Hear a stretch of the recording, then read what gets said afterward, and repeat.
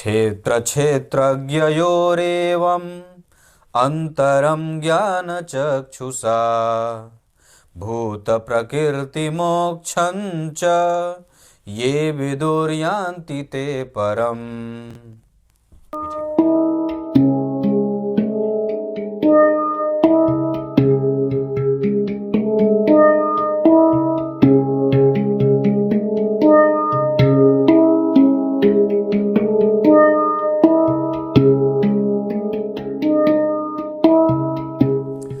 प्रिय दर्शकों नमस्कार, एक बार फिर से उपस्थित हूं आप सबके सामने बुधवार के कार्यक्रम में। शुरू करते हैं आज का कार्यक्रम। कहीं नहीं जाना है, बिल्कुल बन के रहिएगा। शेयर सट्टेबाजी से लाभ के योग, आपको मैं बड़ी अच्छी बात बताता हूं, ध्यान से समझिएगा। कहीं नहीं जाना है, बिल्कुल बन के रहिएगा। कार्यक्रम को आरंभ से लेकर अंतिम तक प्रत्येक दिन देखा करिए। आप लोग कार्यक्रम प्रत्येक दिन देखा करिए और प्रत्येक दिन देखा करिए।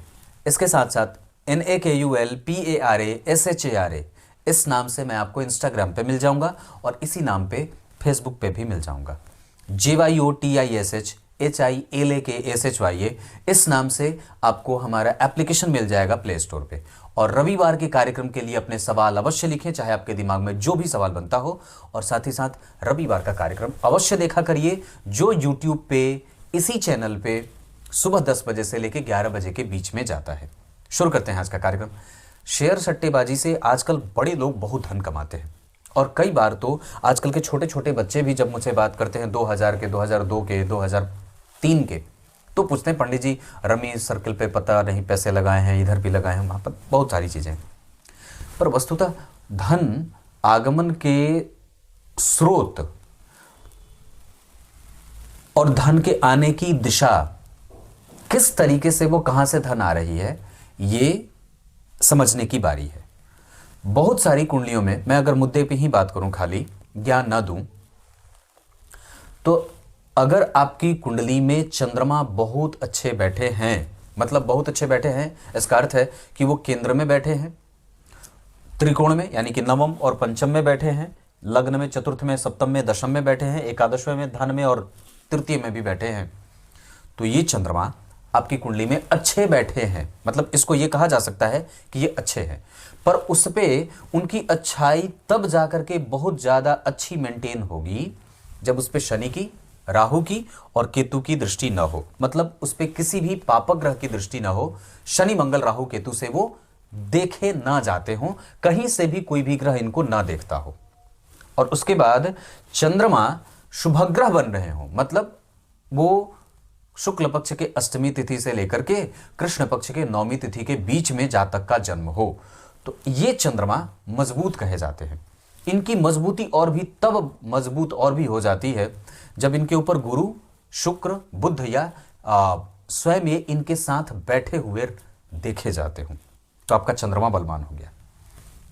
तब आप जाकर के शेयर सट्टेबाजी के बारे में थोड़े से सोच सकते हैं या उसके बारे में आप विचार कर सकते हैं, अगर आपकी कुंडली में। अब इसके अतिरिक्त दूसरी शर्त जो आपको शेयर में और बैंकिंग, बीमा, फिनांस और इस तरीके के सोर्स से आपको धन ला के दे सकती है, पंचम भाव के अधिपति अगर बहुत अच्छे बैठे हों, मतलब इनके ऊपर अच्छा प्रभाव पड़ रहा हो, इसके आगे पीछे कोई पापग्रह ना हो, पंचम भाव के अधिपति कहीं बैठे हों, उसके आगे पीछे कोई पापग्रह का प्रभाव ना हो, मतलब शनि मंगल राहु केतु ना बैठे हों, धन भाव के अधिपति कहीं बैठे हों, क्योंकि धन जब तक आपके पास रहेगा नहीं तब तक आप लगाएंगे क्या, लगाने के लिए भी तो धन चाहिए होगा। तो आपकी कुंडली में धन आगमन, धन का इनकम जो है वो आना, वो धन भाव से देखा जाता है। तो इस भाव के अधिपति अच्छे बैठे हों और इस भाव के अधिपति भी पापकर्त्री वगैरह में न फंसे हों, अस्त न हो और पापक ग्रह के साथ युति में ना हो, या यहाँ पे कोई पापग्रह ना बैठा हो, कोई ग्रह नीच का ना बैठा हो, धनेश अस्त ना हो करके बैठे हों, तो ये धन भाव की स्थिति अच्छी कही जाएगी। इसके साथ साथ पंचम भाव की स्थिति के बारे में मैंने चर्चा करी। अब उसके बाद महत्वपूर्ण भाव बनेगा एकादशवां। ठीक उसी तरीके से एकादशवें भाव पे पापक ग्रहों का प्रभाव चलेगा, पर साथ ही साथ वहां पे एक ग्रह कोई उच्च का हो या कोई ग्रह उच्च की दृष्टि डाल रहा हो, या वहां पे बहुत सारे ग्रह जो है वो घुरमुट लगा करके ना बैठे हों, एक ही साथ बहुत सारे ग्रहों का प्रभाव ना हो, या ये भाव पापकर्त्री में ना हो, या इस भाव पे किसी भी तरीके से शनि मंगल एक दूसरे के साथ दृष्टिपात ना करते हो। जैसे मंगल यहां बैठ जाएंगे तो ये देख लेंगे, शनि यहां बैठ जाएंगे तो देख लेंगे। तो ये व्यक्ति को लालची बना देते हैं, पर वस्तुतः उससे नुकसान भी होता है, कई बार धन हानि के संकेत भी मिल जाते हैं। धन भाव में कोई उच्च का ग्रह बैठा हो, जैसे शुक्र, जैसे शनि, जैसे सूर्य, जैसे मंगल, जैसे राहु, ये सब उच्च के बैठे होने चाहिए, दृष्टि उनकी खराब ना जाती हो।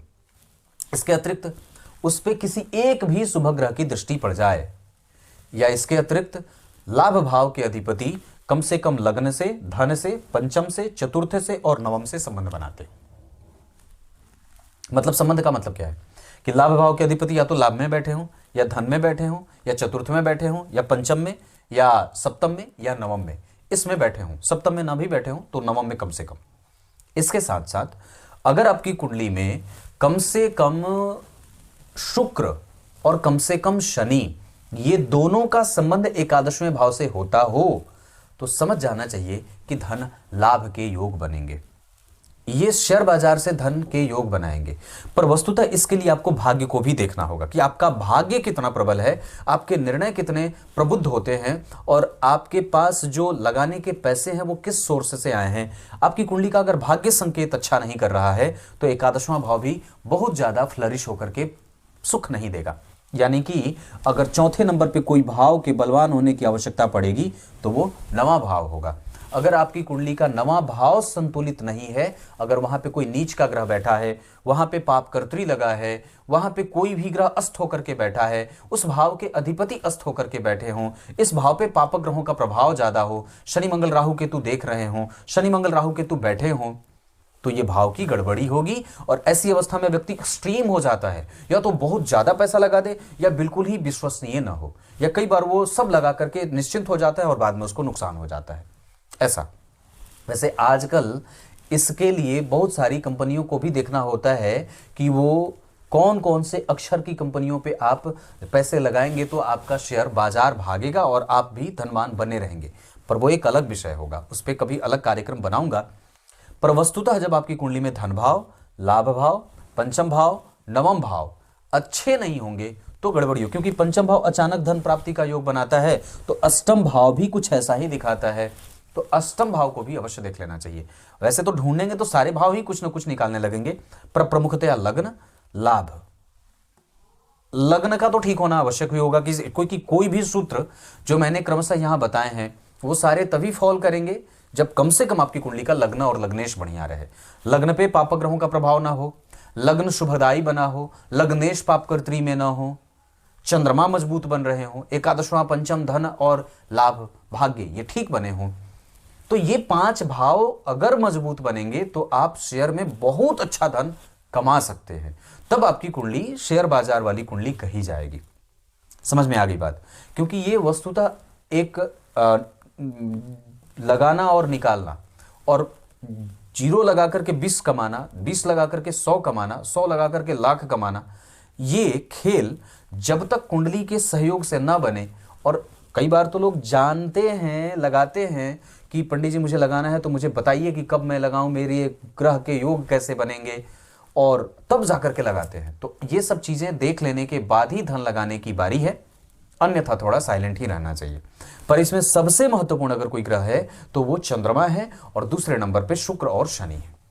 क्लियर है? भाव के आधार पे मैंने बात कही, लग्न, धन, लाभ, पंचम और नवम, ये भाव अगर जन्म कुंडली में अच्छे बैठे हों तो कुंडली अच्छी बनी है। अच्छे बैठे होने का मतलब है कि उस भाव में कोई नीच का ग्रह नहीं हो, कोई अस्त नहीं है, कोई वहां पे प्रकोप बहुत ज्यादा ग्रहों का नहीं पड़ रहा है, वो भाव बिल्कुल ही विलक्षण है, बिल्कुल ही शुभदायी है, सम संख्या की राशि बनी है, विषम संख्या की राशि में पापग्रह बैठा है, सम संख्या की राशि में शुभग्रह बैठा है। जैसे अगर यहाँ 3 नंबर लिखा तो यहाँ कम से कम शनि बैठे हो, या बुध के साथ शनि बैठे हो, मतलब उस भाव के अधिपति के साथ बैठा हो। अगर यहाँ 9 नंबर लिखा है तो कम से कम यहाँ पे अगर कोई विषम संख्या की राशि बनी है तो वहां कोई अगर पापग्रह बैठा है तो उस भाव के अधिपति के साथ ही बैठा हो, मतलब गुरु के साथ बैठा हो, या फिर यहाँ पे एक शुभग्रह की दृष्टि हो। किसी भी भाव पे कम से कम एक शुभग्रह या 2 शुभग्रह की दृष्टि होनी चाहिए, तब जाकर के व्यक्ति शेयर बाजार से खूब सारे पैसे कमाता है। समझ में आ गई होगी बात? अब आइए गीता जी के श्लोक का अर्थ बता देता हूं।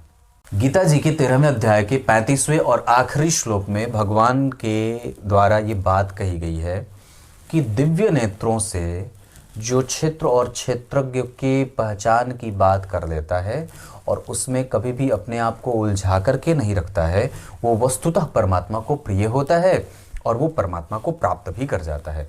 जीवन का वास्तविक लक्ष्य परमात्मा का पाना ही होता है, क्योंकि अंश सदैव अपने अंशी की तरफ ही बहता है। जैसे भगवान शंकराचार्य के शब्दों में बात करूं तो 25वें माले पे 30वें माले पे भी अगर नल की टोंटी खोली जाएगी तो वो नल नीचे ही गिरेगा, उस नल का पानी नीचे ही गिरेगा। अग्नि को अगर प्रज्वलित किया जाएगा तो अग्नि का जो लौ है वो हमेशा आसमान की तरफ ही जाएगा। पेड़ से फल अगर गिरेगा तो नीचे ही गिरेगा, क्योंकि जहां से जो उत्पन्न हुआ है वो वहीं पे जाएगा। क्लियर है? कुछ इसी तरीके से आज के कार्यक्रम का समापन करते हैं। तब तक के लिए इजाजत दीजिए। कल एक बार फिर से उपस्थित होंगे आप सबके सामने। तब तक के लिए बहुत बहुत नमस्कार।